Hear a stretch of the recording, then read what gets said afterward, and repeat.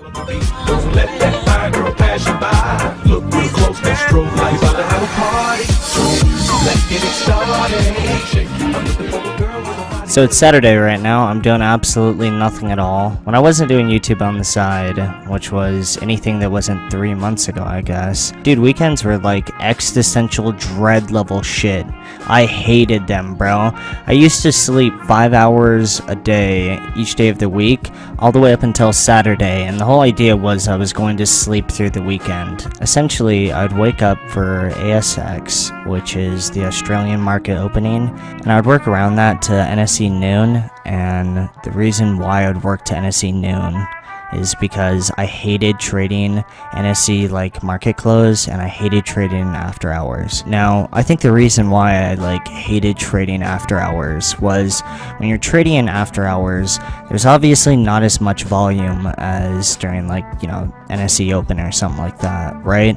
But there's still quite a bit of volume, which can kind of fuck with you. Like when you're trading ASX or in the middle of the night, if you just wanted to chalk it up to that, you know that there's not going to be any volume. So you go into that with that approach. You know that, the bid to ask is going to be super large and stuff like that. The reason why that matters so much is obviously it impacts the price. Take a step back, look around your room, and ask yourself, why are things valued at the prices that you have in your head? And the reason why things are valued at stuff, right? The reason why your iPhone is valued at $600 or your Android is valued at whatever the price is because if you were willing to sell it for $100 underneath that price, there would be a greedy fuck that would be willing to buy that and try to flip it for a better price because you'd be selling underneath it going, the term is value.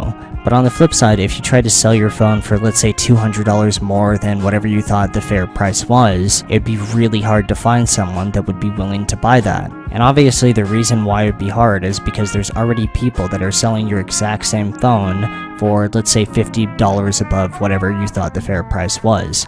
So someone would have to theoretically buy all those phones before they eventually got to your order. Or unless you isolated some fucking idiot that didn't understand what they were doing and didn't understand that there was a better deal somewhere else. Because even if you just fucked this guy really hard and you sold him your phone for $100 million or some shit, the reason why he bought it would still be on paper because he didn't understand that he could get a better deal somewhere else, which essentially is still volume. Dude, you get where I'm going with this. The price of the underline is only the price because of the amount of people that are willing to buy it if it was 1 penny below it, and the amount of people that are willing to sell it if it was 1 penny above it. And there's obviously going to be a gap in between, which is usually the price. But if there isn't that much volume, that gap can be very large, right? If you're buying, let's say you're buying an ounce of weed for $30 or something like that. If you take that ounce of weed and you try to sell it in, let's say, Colorado or Denver, where they have weed shops everywhere and you can just buy recreational weed, it's going to be really hard to flip that. But if you take that to let's say a middle school where a lot of these kids don't have drug dealers and whatnot, you're going to be able to jack the price up a lot because there just isn't enough volume. This is already becoming a fire tangent, I'm not going to lie, but I see this shit all the time. A lot of the times I see people saying how do I make money without taking a risk, right? And I see other idiots be oh, there's always a risk for everything, and it's this huge cop-out. Yeah, there is a risk with everything, but if your view on it is just oh, all things are risky, YOLO, dude, you're asking for a lot of fucking issues. If you're trying to flip something or make money off buying and selling something, yeah, how risky or your view of how safe whatever you're doing is should be your main concern. There shouldn't be anything else that should be more on your mind than not getting fucked. I know saying shit like this out loud sounds random or weird, right? Because there's so much motivational quotes and rap music that all center around just being a badass and whatnot, but don't ever forget, dude, anxiety and fear, those two things that sound super gay, that's your survival instincts. So yeah, keep that in mind. If you want to buy something, don't forget that the only reason why whatever you're buying is worth more than zero is because of all the people that are willing to buy underneath, or if it starts going up,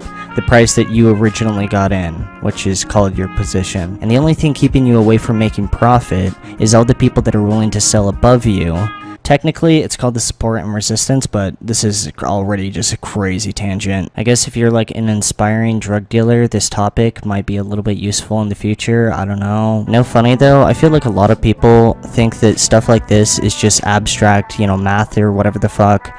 not realizing that this is way more applicable to everyone's day-to-day life than they really think. Like, it really does explain like 90% of the planet. The reason why tacos cost this much or a hamburger costs that much is when anyone is trying to sell anything, a market is going to be created around that thing, right? Just by definition. And if someone wants to buy something, there will be someone that shows up and wants to sell it. That's the way it goes. But when you take something and you run it through society, naturally people like trade it up and down, right? And obviously there's going to be swings in both directions, right? The price of tacos is going to go up, and if it keeps going up, a bunch of people are going to show up and start making more tacos and then sell them for cheaper. And then if the tacos get too cheap, people are going to start selling better tacos for more, and this just happens like indefinitely forever until it's called the invisible hand finally finds an equilibrium for the correct price of a taco, right?